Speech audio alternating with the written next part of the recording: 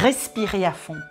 Niché dans les monts du Lyonnais, dans un écrin de verdure, à quelques encablures de Saint-Laurent-de-Chameusset, Courzieux fleure bon la campagne. À peine entré dans le village, l'église Saint-Didier surprend le visiteur. L'édifice surplombe le centre-bourg. Un large escalier entièrement rénové mène tout droit jusqu'au sanctuaire.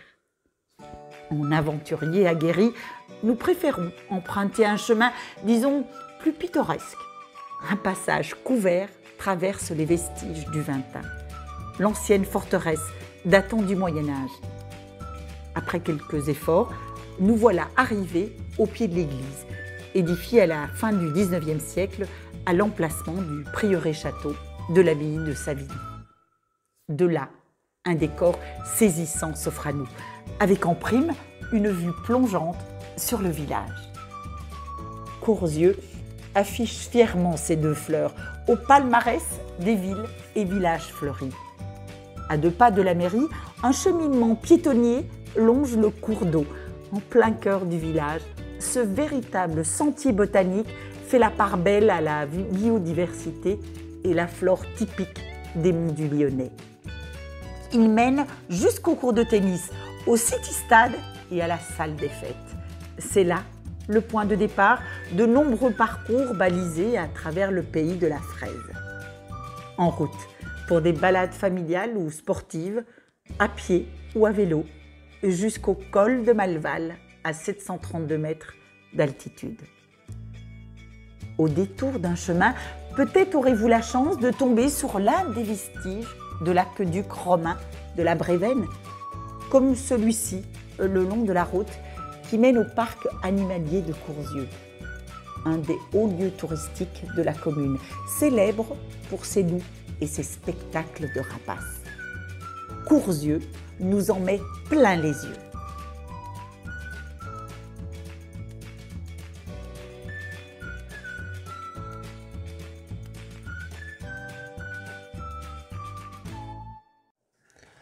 Jean-Bernard Cherblanc, maire de Courzieux depuis mars 2014.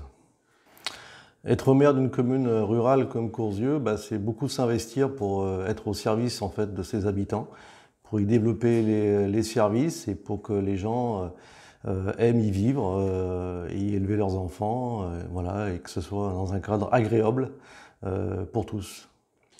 C'est une activité effectivement très chronophage, il ne faut pas compter ses soirées, ou plutôt il faut les compter en famille, on va dire. Donc c'est un investissement à la fois personnel et familial qu'il faut bien prendre en compte avant de s'engager. Bon, je connaissais un petit peu les contraintes ayant eu des aïeux qui ont exercé cette fonction. Alors, on me dit d'habitude quand on a eu un parent élu, en général on fuit la fonction. Il faut croire que j'ai eu le virus, on va dire, et que je me suis engagé quand même en connaissance de cause. Mais je ne suis pas déçu de ce côté-là, c'est effectivement très chronophage.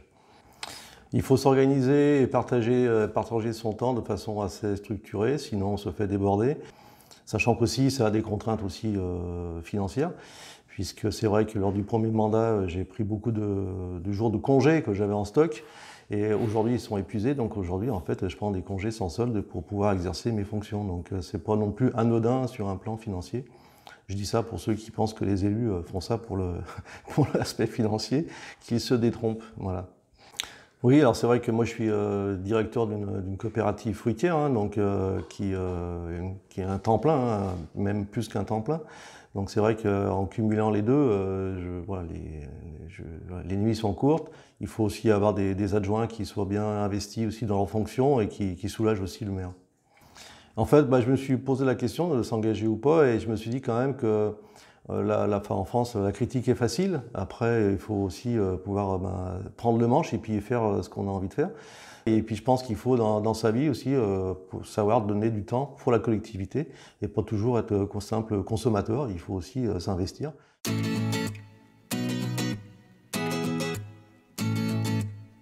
Aujourd'hui, on a réussi à redévelopper des services sur la commune, commerce ou autre. Donc le comptoir du village, c'est une épicerie qui est associative. Déjà, c'est sa première particularité, c'est-à-dire que c'est géré par des bénévoles. On est aussi un bar, un café en fait, qu'on essaye au maximum de faire travailler et de soutenir nos producteurs de la région en fait.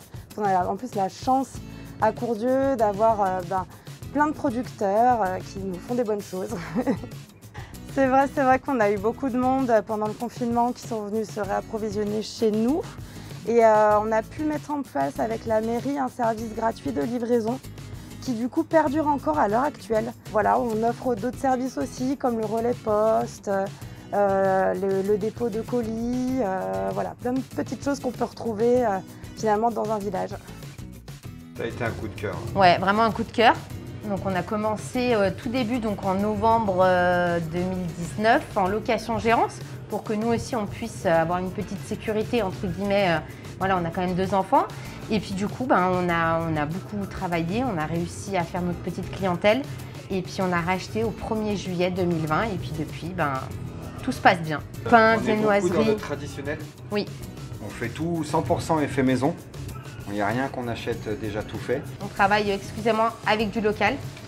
On travaille beaucoup avec le petit comptoir à côté, vu qu'on n'a pas de fournisseur de fruits en produits frais. Ouais, on aime ce qu'on fait, oui.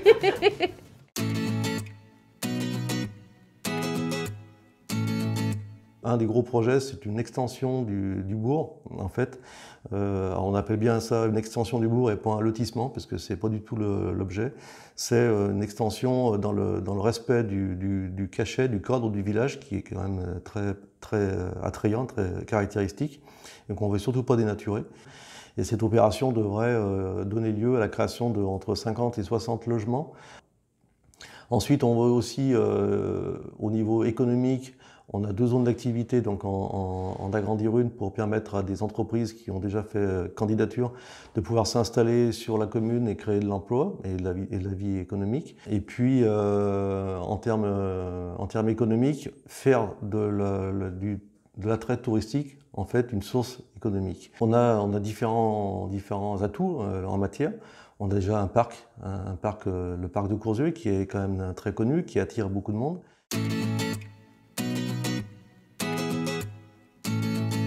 C'est un parc en pleine nature qui est spécialisé en rapaces et en loups. Et notre envie première au sein du parc, c'est d'informer pour mieux protéger. Il y a 40 ans de ça, donc nos parents ont créé le parc à partir de rien du tout. C'était juste une forêt très envahie, pas d'eau, pas d'électricité. Ils ont décidé de monter un parc pour éduquer les jeunes enfants et éduquer même les familles à l'animal et surtout à des animaux qui sont méconnus et voire souvent mal aimés. Donc il y a plusieurs rendez-vous dans la journée. Donc on a des temps où on va se balader, on va découvrir les animaux, on va apprendre à les observer, à les découvrir en s'amusant. Donc ça va être des marmottes, des loups blancs, des loups gris, voilà, des oiseaux.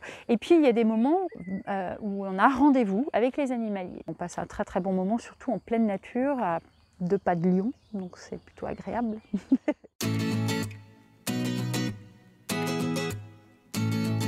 On veut résolument être un village sportif. D'ailleurs, à ce titre, on a candidaté pour être labellisé Terre de Jeux Paris 2024. Et puis, donc, on a développé des circuits de randonnée sur le thème de la fraise. On a 7 circuits de randonnée pédestre entièrement balisés. Là, on va inaugurer le 11 juillet une station de trail pour les adeptes de la course à pied. On a un bike park pour faire du VTT de descente, un petit bike park, et avec un projet éventuellement de faire des pistes de plus grande ampleur. Un projet de pump track aussi, c'est une piste de boss pour vélo. Et puis on a le vélo de randonnée, en fait, le VTT de randonnée. Voilà, beaucoup d'activités donc sportives. J'oublie pas non plus le vélo de route, puisqu'on a eu la chance d'avoir le passage du Tour de France en 2019. Et on va faire donc une grande journée vélo le 10 octobre, qui ça va s'appeler la toute à gauche, parce que quand vous voulez monter une côte importante, vous mettez tous les pignons à gauche. Voilà, les cyclistes connaissent cette expression.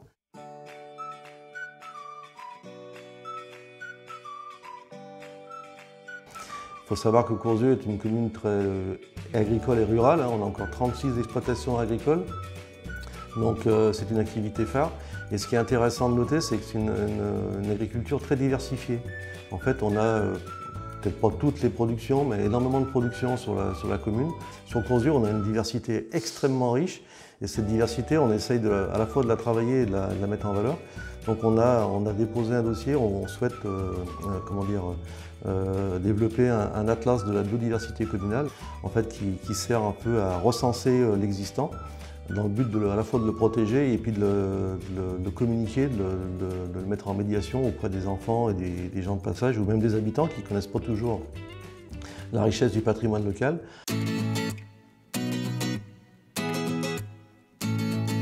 En termes de mobilité, on aimerait que la ligne de tram-train qui s'arrête aujourd'hui donc Lyon-Saint-Paul, Saint-Bel puisse être prolongée jusqu'à la Giraudière pour desservir toute la vallée de la Brévenne. Et puis c'est aussi le lieu où nous projetons de mettre en place une maison de santé pour héberger nos professionnels de santé qui aujourd'hui sont un petit peu dispersés dans le hameau de la Giraudière et qui mériteraient d'être regroupés dans un local adapté et avec les services associés. Bonsoir. Donc, je suis avec Jean-Bernard Cherblanc, donc le maire de Courzieux. Nous sommes à Courzieux avec une partie du conseil municipal. Nous venons de passer une après-midi très agréable à la découverte des nombreux projets de la commune. Je ne sais même pas si je me lance dans une liste tellement que j'aurais peur d'en oublier. Je suis ravi d'accueillir Thomas. Bon, Thomas, on se connaît depuis longtemps et il est déjà venu plusieurs fois à Courzieux et c'est quelqu'un que j'apprécie particulièrement. Donc ce que je vous propose, c'est de passer directement au temps d'échange. Je vois que vous êtes une dizaine à être connectés en ligne. Et ce que j'apprécie, c'est que lorsqu'il est aujourd'hui en poste, il réalise ce qu'il avait dit qu'il ferait, ce qui n'est pas toujours forcément commun en politique. Moi, je suis Marine de Macedo. Je vous contacte ce soir. J'aimerais intervenir ce soir car je suis salariée à la Mutuelle Petite Enfance à Saint-Laurent-de-Chamousset. Donc, nous gérons les relais d'assistants maternels de gamin et la gamine. Nous avons eu des familles qui nous ont contactés, qui sont de Courzieux et qui étaient à la recherche d'une assistante maternelle sur Saint-Laurent, Sainte-Foy, Mont-Romand, Brucieux. On voulait vous alerter sur la situation qui était très, très compliquée dans les monts du Lyonnais et en fait, c'est aussi national sur les modes de garde. Et, en termes de transport en commun, est-ce que c'est maintenant des compétences de la CCPA, je pense, c'est savoir si vous avez eu des infos sur le nouveau schéma de transport et qu'est-ce qui est prévu en termes de desserte sur le secteur. En gare de Tara, il y a le panneau assistance pour les PMR. Sauf que quand on demande l'assistance, ils nous la refusent. J'ai peut-être une question du coup un peu générale sur les collectivités. Donc en précédent mandat, on a eu beaucoup de réformes territoriales. Les régions, les cantons, etc. Est-ce qu'il y a encore des choses, est-ce que c'est le Covid qui a stoppé un peu tout ça? Est-ce qu'il y a encore des choses à attendre ou c'est stabilisé pour un certain temps? On se posait souvent la question de l'échelon départemental, de sa pérennité. Moi, je suis chauffagiste et je travaille avec beaucoup d'installateurs plombiers qui ont un peu de mal, indépendants, des petits installateurs locaux, qui ont un peu de mal à se faire une part du gâteau, entre guillemets, de la transition énergétique. J'apprécie sa franchise et il parle vrai, il sait communiquer avec les gens de manière proche et ça apprécié par beaucoup de personnes.